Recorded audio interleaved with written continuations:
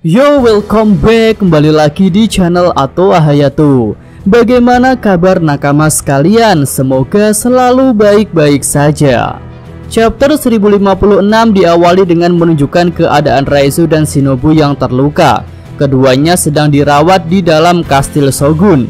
Di sini terlihat Raizo dan Shinobu mendapatkan cairan infus. Ya, tentu saja untuk bisa mengembalikan nutrisi yang hilang dari tubuh mereka. Sambil menunggu rekannya yang masih dalam pengobatan, Inu, Neko, dan Okiku membicarakan tentang perkataan Green Bull yang menyatakan bahwa Kaido telah menghalau musuh-musuh yang datang. Mereka pun membenarkan hal itu. Nah, memang sih jika tidak ada Kaido di Wano, mungkin keadaan Wano akan lebih buruk dari saat ini. Dan bisa saja nasibnya seperti Ohara yang telah di bumi hanguskan oleh pemerintah dunia. Hal itu sangat mungkin karena Wano adalah salah satu tempat paling berbahaya bagi mereka yang bisa menjadi salah satu kunci terungkapnya Void Century.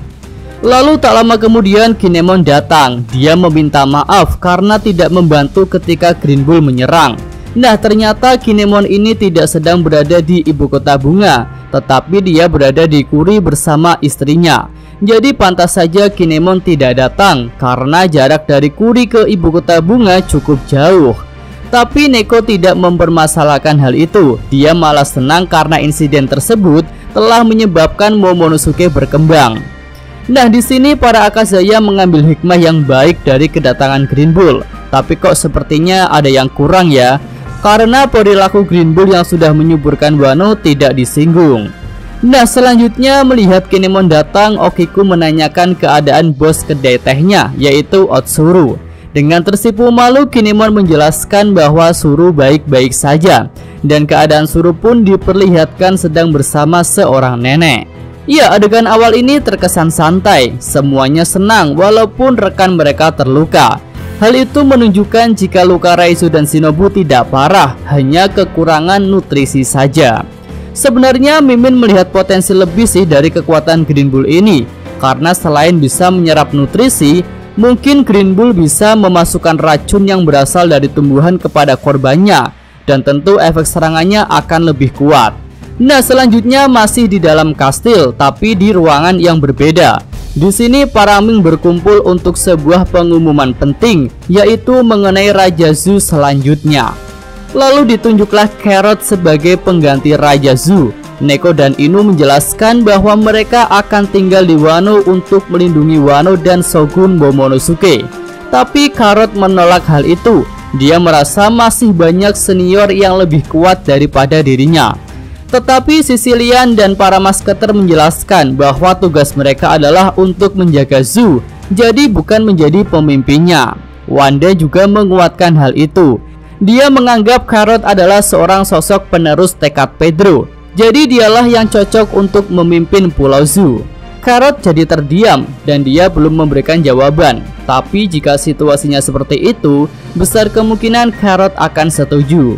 Nah, selanjutnya keadaan Zunisa diperlihatkan. Dia masih berjalan di lautan dan sepertinya itu bukan lautan sekitar Wano. Jadi Zunisa ini masih meneruskan perjalanannya, dan mungkin dia akan berhenti ketika Momonosuke memutuskan untuk membuka Wano. Nah, selanjutnya masih di kastil Shogun lagi, tapi ruangannya berbeda. Kali ini menunjukkan Sukiyaki bersama dengan Momonosuke dan Hiyori. Dia pun mengungkapkan jati dirinya yang sebenarnya kepada mereka berdua. Momo dan Hiyori sangat senang melihat kakek mereka masih hidup. Lalu Sukiyaki tak menyangka jika para Akazaya bisa tahu siapa dirinya yang sebenarnya. Tapi dalam hati Kinemon menyadari bahwa hanya dirinya yang tidak tahu tentang hal itu. Kemudian Sukiyaki memutuskan untuk pensiun dan tidak memberitahukan identitas aslinya kepada para penduduk. Nah, jadi kemunculan Sukiyaki ini sepertinya diperlukan untuk dua hal. Pertama, menunjukkan lokasi keberadaan Pluton dan mengungkapkan sejarah Wano. Dan yang kedua, mungkin akan menurunkan keahlian membuat dan membaca poneglyph kepada Momonosuke. Lanjut lagi, kita beralih ke lokasi para kru topi jerami. Ternyata mereka masih ada di dalam salah satu ruangan di kastil Shogun. Mereka membicarakan tentang Pluton.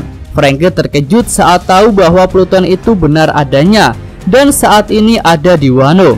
Tapi di luar dugaan, Luffy malah menolak Pluton. Ya, senjata kuno yang jadi rebutan itu ditolak oleh Luffy.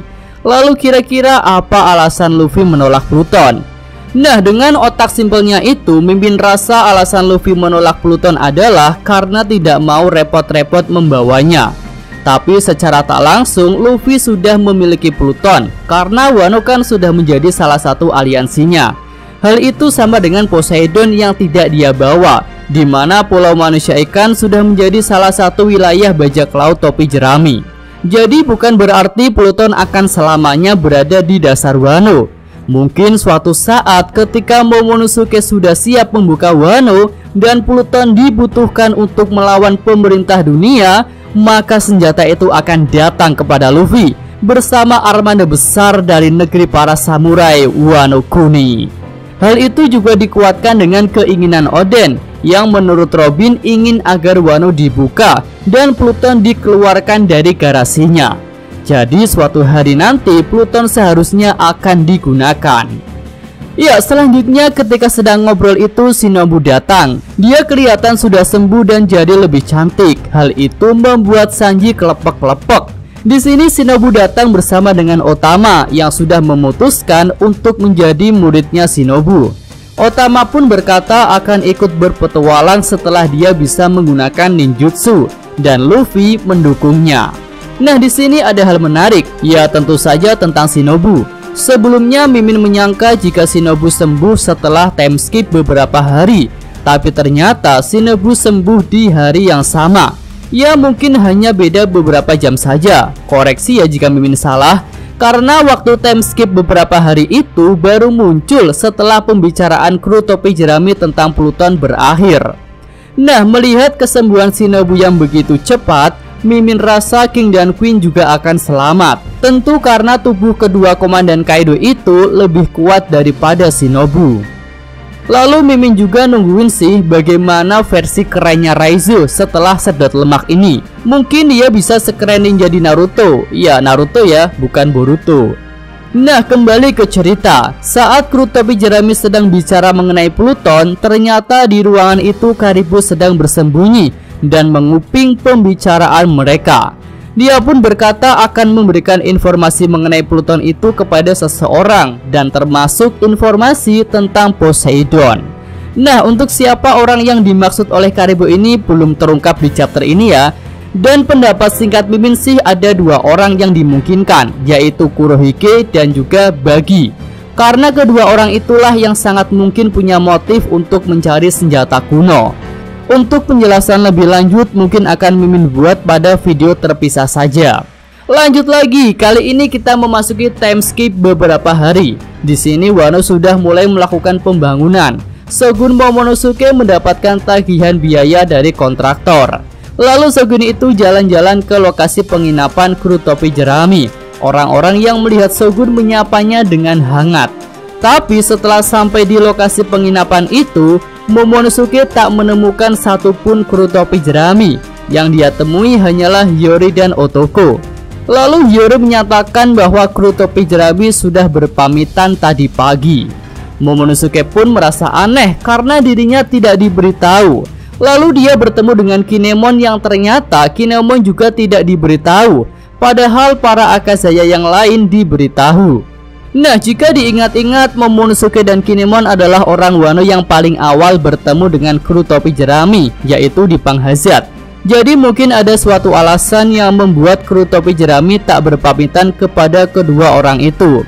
Mungkin nanti akan ada adegan epik seperti ketika perpisahan dengan Vivi. Momonosuke dan Kinemon hanya melihat kru topi jerami setelah mereka berlayar.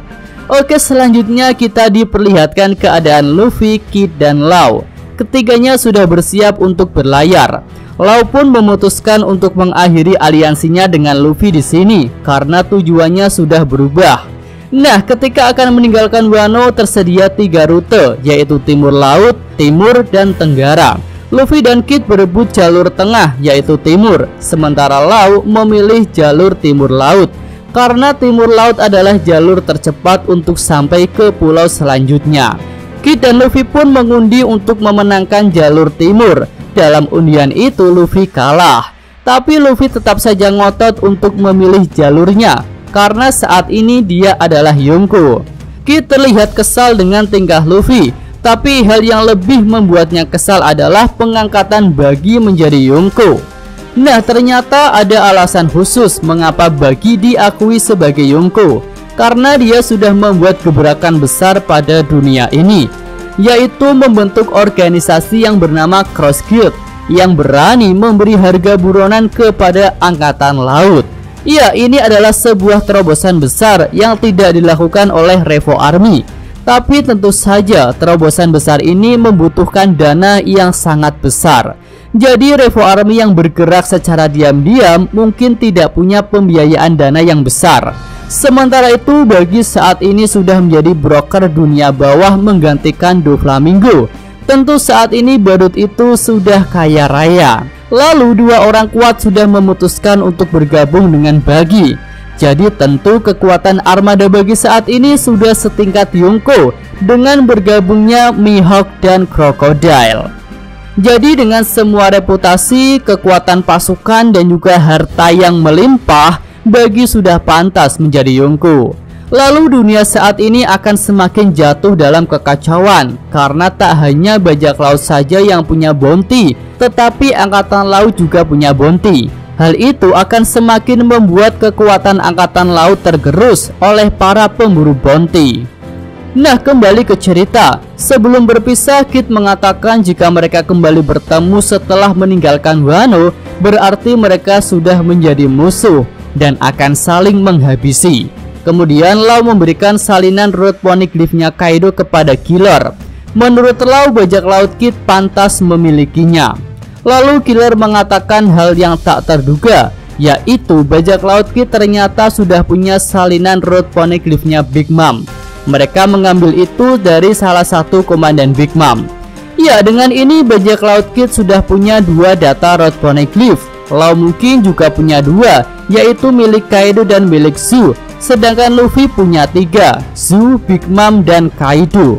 Lalu jika Kid dan Law bekerja sama atau mereka saling serang, maka salah satu dari mereka akan punya data root poneglyph yang sama dengan Luffy, yaitu 3. Jadi perburuan root poneglyph terakhir akan semakin sengit.